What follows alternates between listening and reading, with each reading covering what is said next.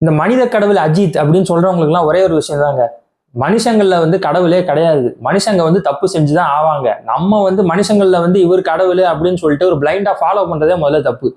So நம்ம அஜித் இப்ப ரீசெண்டா ஒரு ஆடை என்டோஸ் பண்றாரு. அதாவது இந்த கேம்பா கோலான்னு ஒரு கோல்ட் ட்ரிங்க் இருக்கு. அந்த கோல்ட் ட்ரிங்க்கு ஒரு ஆடை இது பண்றாரு, என்டோஸ் பண்றாரு.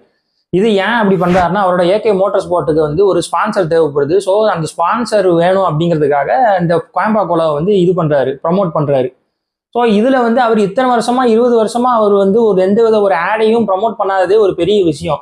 ஸோ இப்போ அதை ப்ரமோட் பண்றாருன்னா வேற வழி இல்லாம பண்றாரு. ஸோ அவரும் ஒரு நார்மல் ஹியூமன் பீயிங் தான். எல்லாருமே ஒரு சிச்சுவேஷனால மட்டும்தான் அவங்க ஒரு டெசிஷன் எடுப்பாங்க. ஸோ இப்போ அவருக்கு ஒரு வழி இல்லை. ஏகே ஸ்போர்ட் அந்த ஏகே மோட்டார் ஸ்போர்ட்டை மேற்கொண்டு கொண்டு போகணும்னா பயங்கரமா ஹியூஜ் இன்வெஸ்ட்மெண்ட் தேவை. ஏன்னா மோட்டார் ஸ்போர்ட்டுங்கிறது அப்படிப்பட்ட ஒரு இண்டஸ்ட்ரி. ஸோ அவருக்கு ஒரு வழி இல்லாம தான் இதை பண்ணியிருப்பாரு. ஸோ நம்ம இதை ஆக்சுவலா புரிஞ்சுக்கணும். ஒரு சிட்டிசனா சோஷியலா ரெஸ்பான்சிபிளா இருக்கணும். எது நல்லது எது கெட்டதுங்கிறது நம்மளுக்கு தெளிவா தெரியணும். ஒரு ஆக்டர் பண்றாருன்னா அப்படியே பிளைண்டா ஃபாலோ பண்ணக்கூடாது. இது நம்ம ஏகேக்கும் சரி, மற்ற ஆக்டர்ஸ்க்கும் சரி. ஸோ ஒரு ஆக்டர் இப்போ பாலிடிக்ஸ் உள்ள வர்றாருன்னா அவரையும் பிளைண்டா ஃபாலோ பண்ணாதீங்க. எது சரி எது தப்புங்கிறத நம்ம யோசிக்கணும்.